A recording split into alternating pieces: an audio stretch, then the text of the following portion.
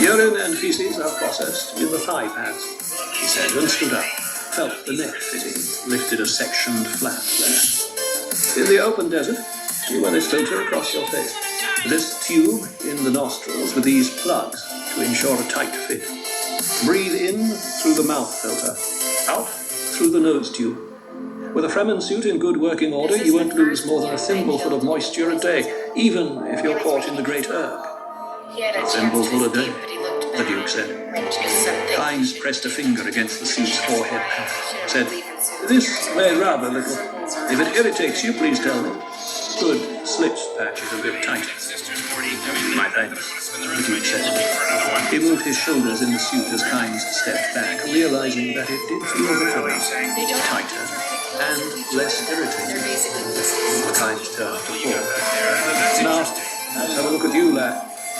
Good man, but he'll have to learn to address us properly, the Duke thought. Paul stood passively as Hines inspected the suit. It had been an odd sensation, putting on a crinkly, slick-surfaced garment. In his foreconsciousness had been the absolute knowledge that he had never before worn a still suit.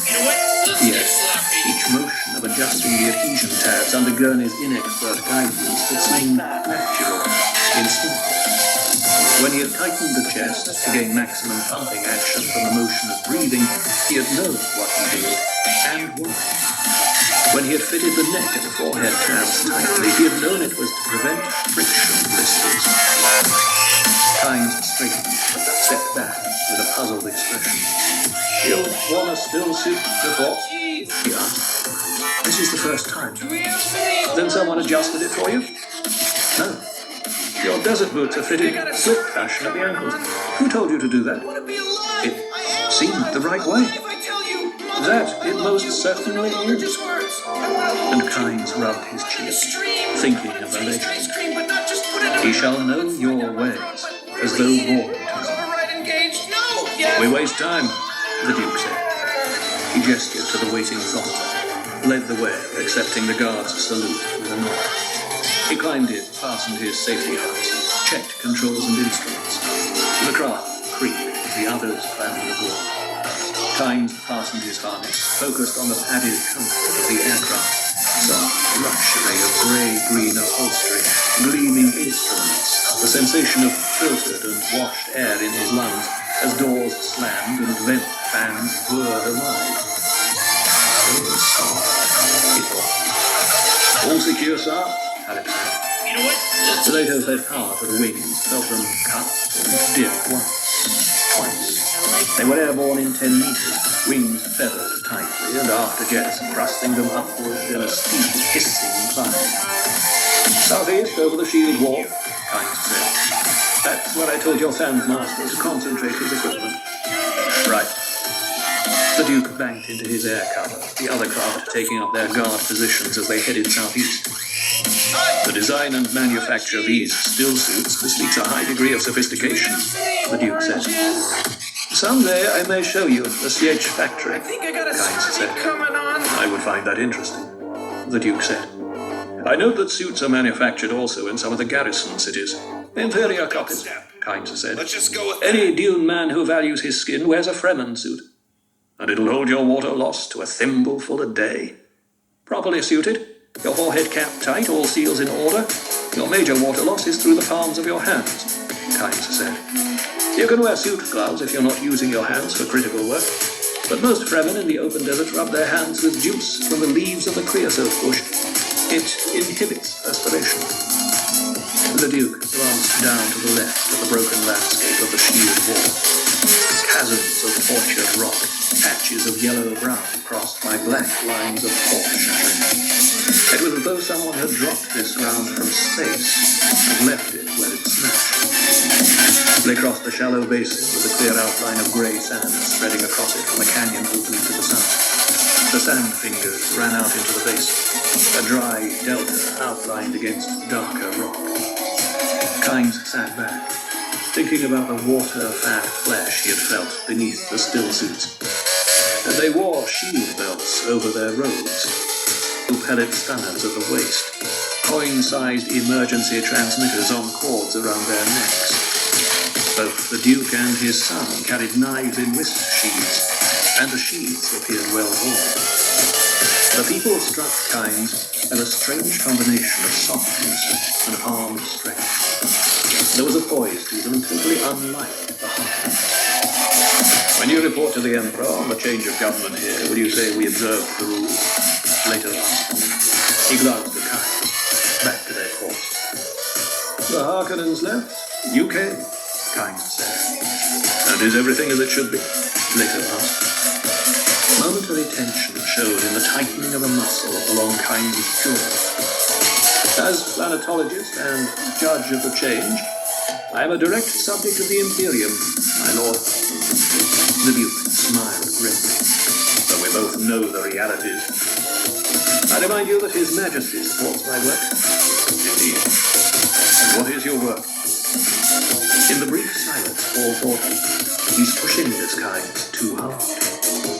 Paul glanced at Halleck, but the minstrel warrior was staring out at the barren landscape. Kynes spoke stiffly. You, of course, refer to my duties as planetologist. Of course. It is mostly dry land biology and botany. Some geological work, core drilling and testing. You never really exhaust the possibilities of an entire planet. Do you also investigate the spice? Kynes turned, and Paul noted the hard line of the man's cheek. A curious question, my lord. Bear in mind, Kynes, that this is now my field. My methods differ from those of the Harkonnens. I don't care if you study the spice as long as I share what you discover. He glanced at the planetologist. The Harkonnens discouraged investigation of the spice, didn't they? Kynes stared back without answering. You may speak plainly, the Duke said, without fear for your skins. The Imperial Court is indeed a long way off, Kynes muttered. And he thought, what does this water-soft invader expect? Does he think me fool enough to enlist with him? The Duke chuckled, keeping his attention on their course. I detect a sour note in your voice, sir. We've waded in here with our mob of tame killers, eh? And we expect you to realize immediately that we're different from the Harkonnens. I've seen the propaganda you flooded into CH and village, Kynes said. Love the good Duke. Your core of... Here now, Halleck barked. He snapped his attention away from the window, leaned forward. Paul put a hand on Halleck's arm. Journey, the Duke said. He glanced back. This man's been long under the Harkonnens. Halleck sat back. Your man Howard's subtle, Kynes said, but his object's plain enough. Will you open those bases to us then? The Duke asked. Kynes spoke curtly. They're His Majesty's property. They're not being used. They could be used. Does His Majesty concur? Kynes darted a hard stare at the Duke. Arrakis could be an Eden, if its rulers would look up from grubbing for spice. He didn't answer my question, the Duke said. And he said, how is a planet to become an Eden without money? What is money? Kynes asked. If it won't buy the services you need. The Duke thought. And he said, we'll discuss this another time. Right now I believe we're coming to the edge of the shield war. Do I hold the same course? The same course, Kynes muttered. Paul looked out his window. Beneath them, the broken ground began to drop away in tumbled creases toward a barren rock plain and a knife-edged shelf. Beyond the shelf, fingernail crescents of dunes marched toward the horizon, with here and there in the distance a dull smudge, a darker blotch to tell of something not sound. Rock outcroppings, perhaps, in the heat-addled air, or couldn't be sure. Are there any paths down there? Paul asked. Some, Kynes said. This latitude's life zone has mostly what we call minor water sewers, adapted to raiding each other for moisture, gobbling up the trace steam. Some parts of the desert teem with life, but all of it has learned how to survive under these rigors. If you get caught down there, you imitate that life or you die. You mean steal water from each other? Paul asked. The idea outraged him, and his voice betrayed his emotion. It's done, Heinz said. But that wasn't precisely my meaning. You see, my climate demands a special attitude toward water. You are aware of water at all times. You waste nothing that contains moisture. And the Duke thought, my climate. Come around 2 degrees more southerly, my lord, Heinz said. There's a blow coming up from the west. The Duke nodded. He had seen the billowing of tan dust there. He banked the thought around, noting the way the escort's wings reflected a milky orange from the dust-refracted light as they turned to keep pace with him. But this should clear the storm's edge, Heinz said. That sand must be dangerous if you fly into it, Paul said. Would it really cut the strongest metals? At this altitude, it's not sand, but dust, Heinz said. The danger is lack of visibility of turbulence, fogged intakes. Do you see actual spice mining today? Paul asked. Very likely, Heinz said.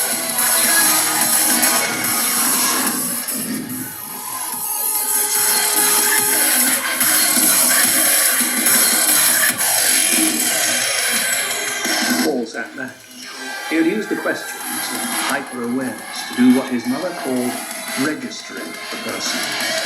He had kinds now, tone of voice, each detail of face and gesture. An unnatural folding of the left sleeve on the man's robe told him of a knife in an arm sheath. The waist bulged strangely. It was said that desert men wore a belted sash into which they tucked small necessities. Perhaps the bulges came from such a sash.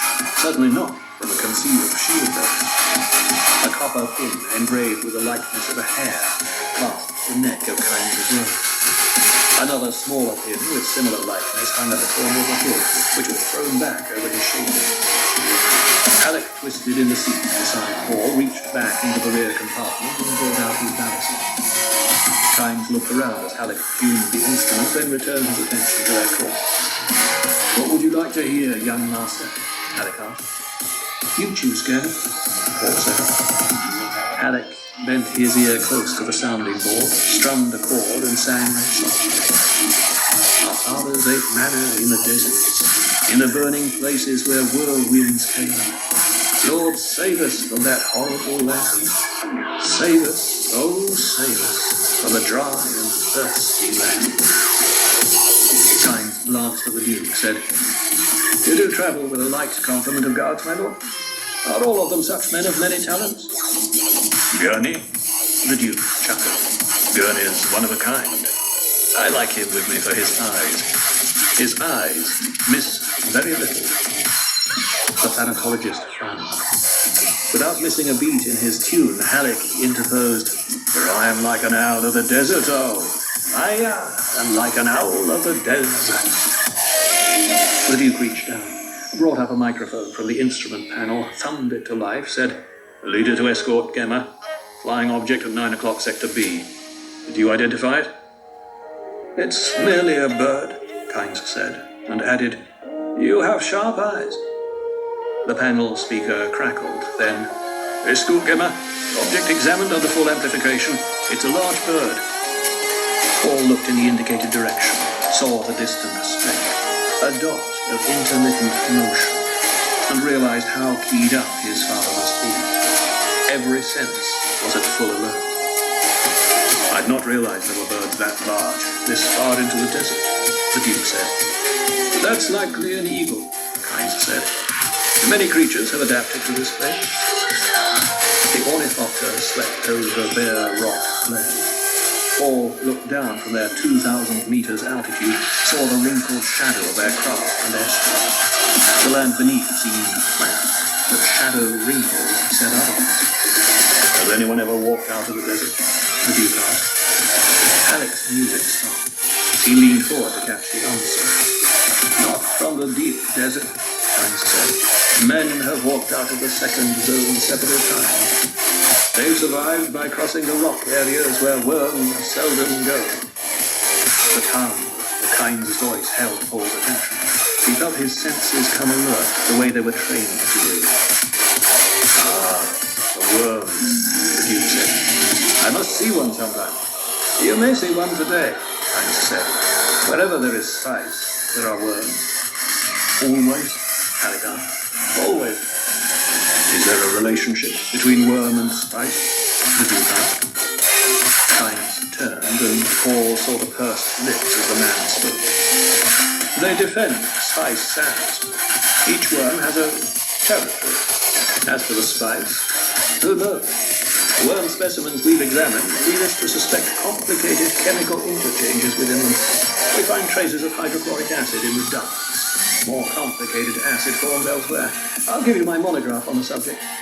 And a shield's no defense? The Duke asked. Shields? Kynes sneered. Activate a shield within the worm zone and seal your fate. Worms ignore territory lines, come from far around to attack a shield. No man wearing a shield has ever survived such attack. How are worms taken then?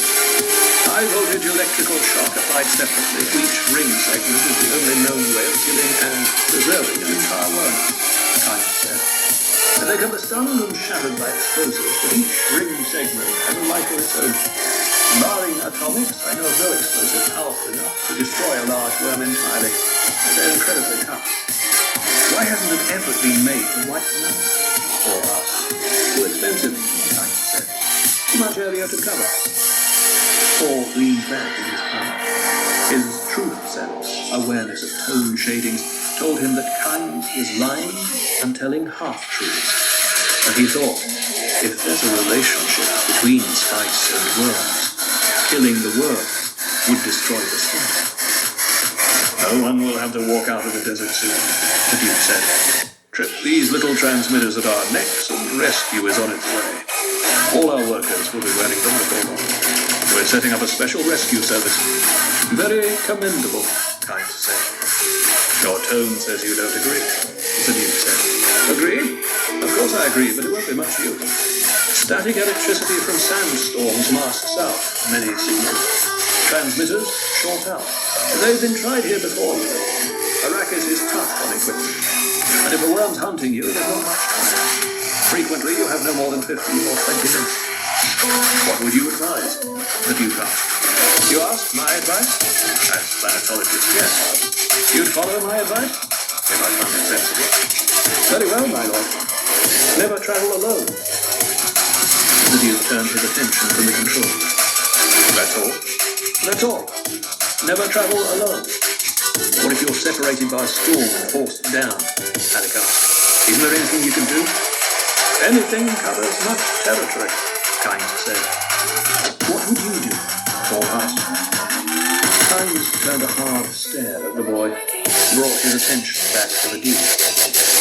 I'd remember to protect the integrity of my species. If I were outside the worm zone, or in rock, I'd stay with the ship.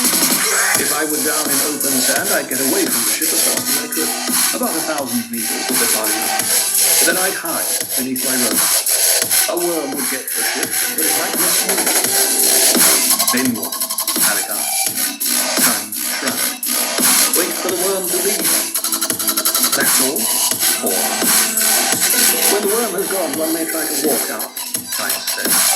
You must walk softly. Avoid drum pads, tidal dust spaces. Head for the nearest rock zone. There are many such zones. You might make it. Drum sand? Alec asked. A condition of sand compaction, Kynes said. The slightest step sets it drumming. Worms always come to that. And tidal dust basins? The Duke asked. Certain depressions in the desert are filled with dust over the centuries. They are so vast, they have currents and tides. All will swallow the unwary who step into them. Alec sat back, resumed strumming the baliset. Presently he sang, Wild beasts of the desert do have there, waiting for the innocents to pass. Oh, tempt not the gods of the devil, lest you seek a lonely epitaph. The perils of the... He broke off, leaned forward. Dust cloud ahead, sire. I see it, Gurney. That's what we see, Kynes said. All stretched up in the seat to peer ahead. Saw a rolling yellow cloud low on the desert surface some 30 kilometers ahead. One of your factory crawlers, Kynes said. It's on the surface, and that means it's on slice. The cloud is vented sand being expelled after the slice has been centrifugally removed. There's no other cloud quite like it. Aircraft over it, the Duke said. I see 2, 3, 4 spotters, Kynes said. They're watching for worm sign.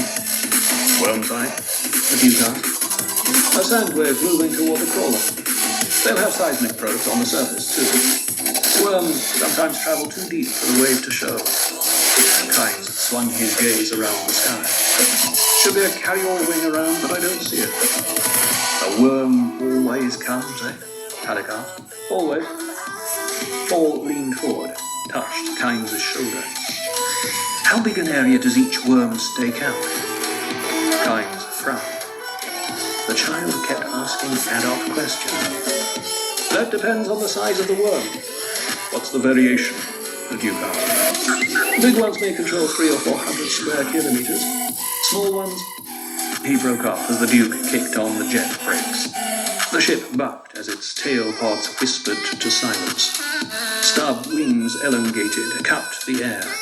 The craft became a full thopter as the Duke banked it, holding the wings to a gentle beat, pointing with his left hand off to the east, beyond the factory crawler.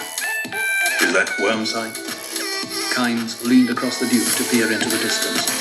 Paul and Halleck were crowded together, looking in the same direction, and Paul noted that their escort, caught by the sudden maneuver, had surged ahead, but now was curving back. The factory crawler lay ahead of them, still some 3 kilometers away. Where the Duke pointed, crescent dune tracks spread shadow ripple toward the horizon, and running through them as a level line stretching into the distance came an elongated mount in motion, a cresting of sand. It reminded Paul of the way a big fish disturbed the water when swimming just under the surface. Worm, Kynes said. Big one.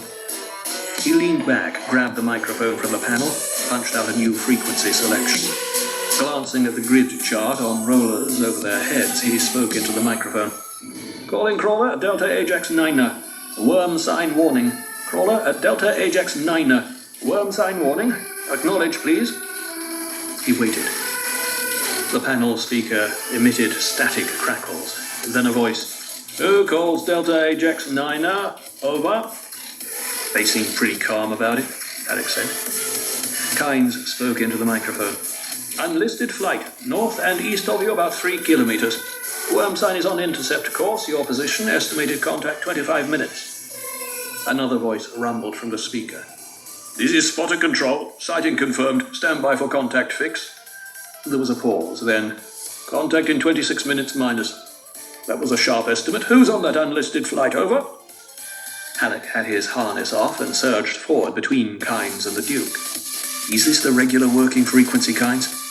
Yes, why? Who'd be listening? Just the work areas in this area, cuts down interference. Again, the speaker crackled, then, this is Delta Ajax 9er. Who gets bonus credit for that spot? Over. Halleck glanced at the Duke. Kynes said, there's a bonus based on spice load for whoever gives first worm warning. They want to know. Tell them who had first sight of that worm, Halleck said. The Duke nodded. Kynes hesitated, then lifted the microphone. Spotter credit to the Duke Leto Atreides. The Duke Leto Atreides, over. The voice from the speaker was flat and partly distorted by a burst of static. We read and thank you. Now, tell them to divide the bonus among themselves, Halleck ordered. Tell them it's the Duke's wish. Kynes took a deep breath, then, it's the Duke's wish that you divide the bonus among your crew. Do you read? Over. Acknowledged and thank you, the speaker said. The Duke said, I forgot to mention the journey is also very talented in public relations. Kynes turned a puzzled frown on Halleck. This lets the men know their Duke is concerned for their safety, Halleck said. Word will get around. It was on an area working frequency, not likely Harkonnen agents heard. He glanced out of their air cover, and we're a pretty strong force. It was a good risk. The Duke banked their craft toward the sand cloud erupting from the factory crawler. What happens now? There's a carry-all wing somewhere close, Kynes said. It'll come in and lift off the crawler. What if the carry-all's wrecked? Halleck asked. Some equipment is lost, Kynes said. Get in close over the crawler, my lord. You'll find this interesting. The Duke scowled, busied himself with the controls as they came into turbulent air over the crawler. Paul looked down, saw sand still spewing out of the metal and plastic monster beneath them. It looked like a great tan and blue beetle with many wide tracks extending on arms around it. He saw a giant inverted funnel snout poked into dark sand in front of him. "Rich spice bed by the colour," Kynes said. "They'll continue working until the last minute." The Duke fed more power to the wings, stiffened them for a steeper descent as he settled lower in a circling glide above the crawler. A glance left and right showed his cover holding altitude and circling overhead. Paul studied the yellow cloud belching from the crawler's height vents, looked out over the desert at the approaching worm track. "Shouldn't we be hearing them call in the carriole?" Alec asked. "They usually have the wing on a different frequency," Kynes said. "Shouldn't they have 2 carrioles standing by for every crawler?" the Duke answered. "There should be 26 men on that machine down there, not to mention cost of equipment." Kynes said, "You don't have enough He broke off as the speaker erupted with an angry voice. "Any of you see the wing? He isn't answering." A garble of noise crackled from the speaker, drowned in an abrupt override signal, then silence, and the first voice. "Report by the numbers, over. This is spotter control. Last I saw the wing was pretty high and circling off northwest. I don't see him now, over. Spotter 1, negative, over. Spotter 2, negative, over. Spotter 3, negative, over." Silence. The Duke looked down. His own craft's shadow was just passing over the crawler. "Only 4 spotters, is that right?" "Correct," Kynes said. "There are 5 in our party," the Duke said. "Our ships are larger. We can crowd in 3 extra each. Their spotters ought to be able to lift off 2 each." Paul did the mental arithmetic, said, "That's 3 short." "Why don't they have 2 carrioles to each crawler?" barked the Duke. "You don't have enough extra equipment," Kynes said. "All the more reason we should protect what we have." "Where could that carriole go?" Haddock asked. "Could have been forced down somewhere out of sight," Kynes said. The Duke grabbed the microphone and hesitated with thumb poised over its switch. "How could they lose sight of a carriole?" "They keep their attention on the ground, looking for worm sites," Kynes said. The Duke thumbed the switch, spoke into the microphone. "This is your Duke. We are coming down to take off Delta Ajax 9's crew. All spotters are ordered to comply. Spotters will land on the east side. We will take the west. Over." He reached down, punched out his own command frequency, repeated the order for his own air cover, handed the microphone back to Kynes. Kynes returned to the working frequency, and a voice blasted from the speaker. "Almost a full load of spice! We have almost a full load! We can't leave that for a damned worm! Over!" "Damn the spice!" the Duke barked. He grabbed back the microphone and said, "We can always get more spice. There are seats in our ships for all but 3 of you. Draw straws or decide any way you like who's to go. But you're going, and that's an order."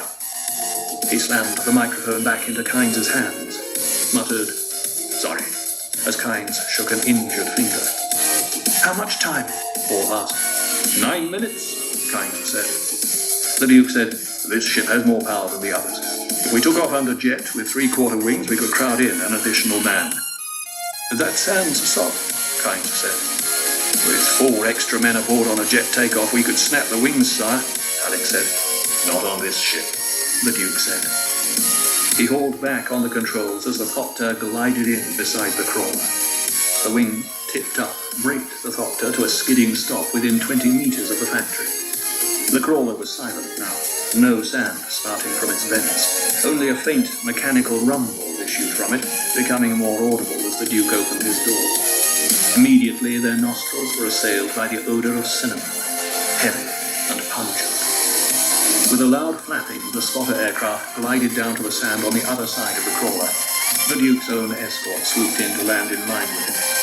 Paul, looking out at the factory, saw how all the Thopters were dwarfed by gnats beside a warrior beetle. "Gurney, you and Paul toss out that rear seat," the Duke said.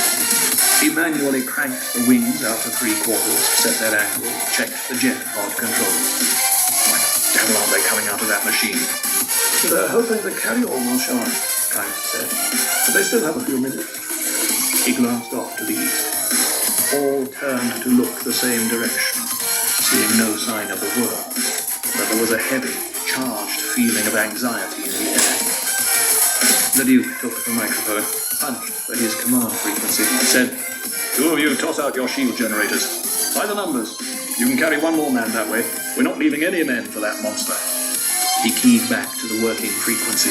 But, "All right, you and Delta Ajax 9er, out! Now! This is a command from your Duke. On the double, or I'll cut that caller apart with a laser gun." A hatch snapped open near the front of the factory, another at the rear, another at the top. Men came tumbling out, sliding and scrambling down to the sand. A tall man in a patched, working robe was the last to emerge. He jumped down to a track and then to the sand.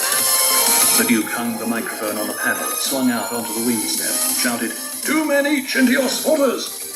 The man in the patched robe began calling off pairs of his crew, pushing them toward the craft waiting on the other side. "Fall over here!" the Duke shouted. "Fall into that ship back there!" He jabbed a finger at an escort doctor directly behind him. The guards were just wresting the shield generator out of it. "And fall into that ship over there!" He pointed to the other escort that had shed its shield generator. "3 each into the others! Run, you sand dogs!" The tall man finished counting off his crew, came slogging across the sand, followed by 3 of his companions. "I hear the worm, but I can't see it," Kynes said. The others heard it then, an abrasive slither, distant and growing louder. "Damn sloppy way to operate," the Duke muttered. Aircraft began flapping off the sand around them.